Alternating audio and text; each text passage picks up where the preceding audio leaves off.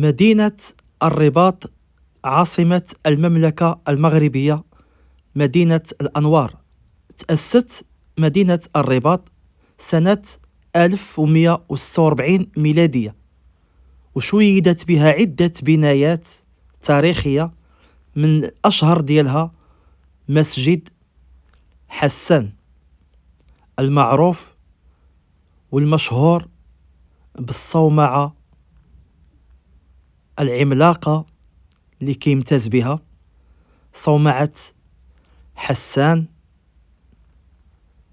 أيضا كنوجدوا مدينة الرباط من أهم الأشياء اللي شيدت بها وهي بعض الأبواب الكبيرة.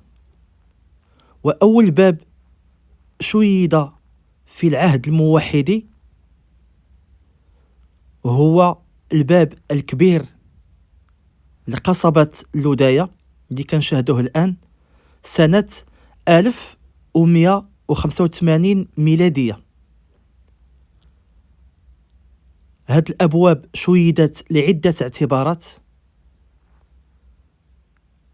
باش الحماية ديال المدينة، وحنا كنشاهدوا الجمال ديال المعمار وديال يد الصانع. أيضا كنوجدوا باب العلو شيد في الفترة ما بين 1186 و 1188 ميلادية، اللي كنلقاو حداه سور ضخم اللي كتوجد داخل ديالو المدينة القديمة. أيضا كنوجدوا باب الحد اللي شيد ما بين سنتي 1193 و 1196 ميلادية.